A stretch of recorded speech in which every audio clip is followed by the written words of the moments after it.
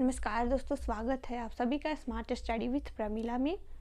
आज हम लोग बात करने वाले हैं प्राचीन भारत के महत्वपूर्ण सभ्यता सिंधु घाटी सभ्यता के अर्थव्यवस्था के बारे में। पिछले वीडियो में हम लोगों ने देखा था सिंधु घाटी सभ्यता के नगर योजना।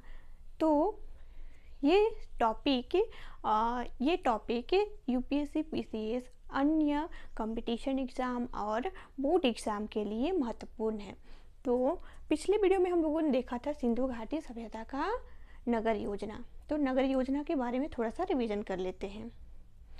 तो सिंधु घाटी सभ्यता के नगर योजना को दो भागों में डिवाइड किया गया था। और वे कौन कौन सा भाग था? पहला था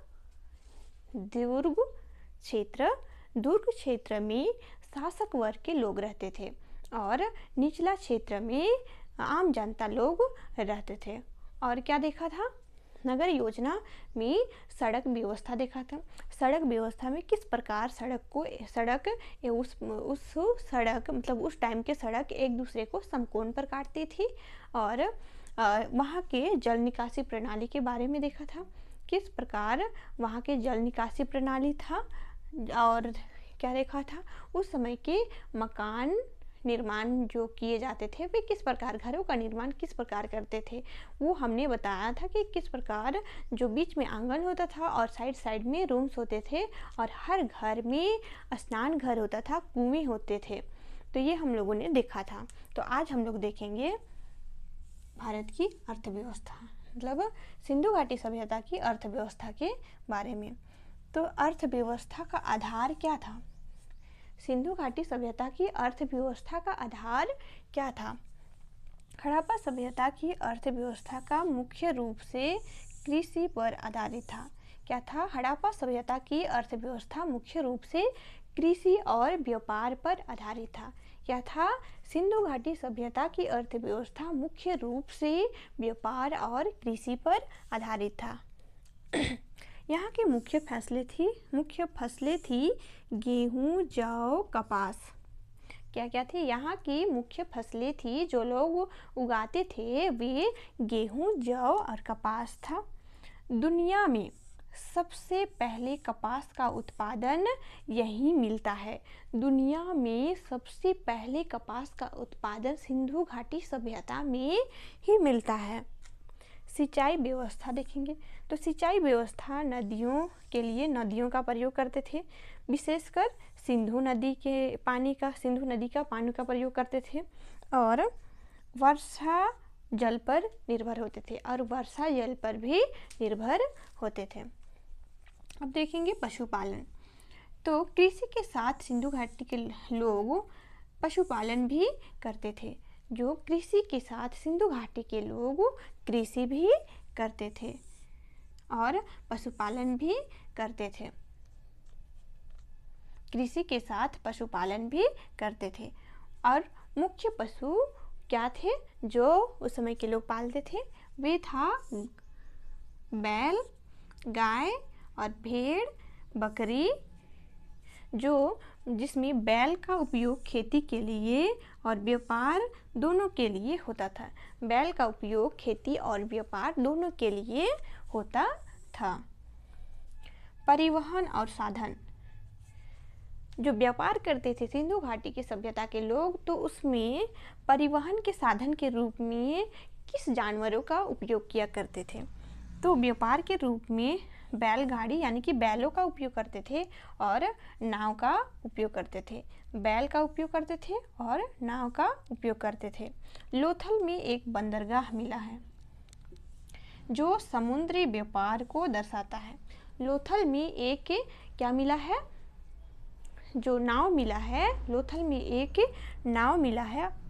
लोथल के बंदरगाह में एक नाव मिला है जो दर्शाता है समुद्री व्यापार को।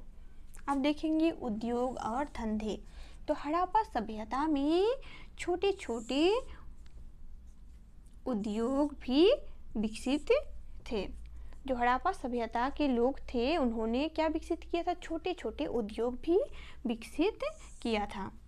और प्रमुख उद्योग था मिट्टी का बर्तन और मनके बनाना और धातु कार्य और कपड़ा उद्योग, जो कि कपड़ा उद्योग के अवशेष मिले हैं, मतलब सूती कपड़े और धागे का भी अवशेष पाए गए हैं। अब देखेंगे मापतौल। तो उस समय का मापतौल प्रणाली क्या थी? तो मापतौल प्रणाली के बारे में देखेंगे तो हड़प्पा सभ्यता के लोग एडवांस थे। क्या थे? मापतौल की प्रणाली में हड़प्पा सभ्यता के लोग एडवांस थे। उन्होंने सटीक मापतौल प्रणाली विकसित की थी। उन्होंने क्या की थी? सटीक मापतौल प्रणाली विकसित की थी। पत्थर के बाट का इस्तेमाल करते थे। क्या करते थे? मापने के लिए, तौलने के लिए क्या करते थे? पत्थर के बाट का इस्तेमाल करते थे।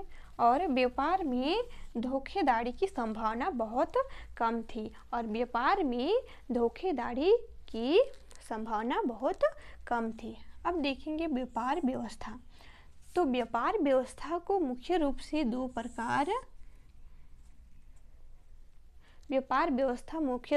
प्रकार के होते थे। एक होते थे आंतरिक व्यापार और दूसरा बाहरी व्यापार। एक आंतरिक व्यापार और दूसरा बाहरी व्यापार। तो आंतरिक व्यापार में शहरों के बीच वस्तुओं का आदान प्रदान होता था। आंतरिक व्यापार में शहरों के बीच वस्तुओं का आदान प्रदान होता था। और बाहरी व्यापार में हड़प्पा सभ्यता का व्यापार विदेशों में भी करते थे। हड़प्पा सभ्यता का व्यापार विदेशों से भी करते थे। हड़प्पा सभ्यता का व्यापार विदेशों से भी करते थे। और प्रमुख व्यापारिक क्षेत्र था मेसोपोटामिया की सभ्यता, जो मेसोपोटामिया से मिला है। हड़प्पा सभ्यता के अवशेष से पता चलता है। हड़प्पा सभ्यता के जो लिपि है, यहाँ के जो बर्तन पाए गए हैं मेसोपोटामिया की सभ्यता से, इससे पता चलता है कि सिंधु घाटी की सभ्यता के लोग मेसोपोटामिया की सभ्यता से व्यापार करते थे। और ईरान से भी व्यापार करते थे और अफगानिस्तान से भी व्यापार करते थे।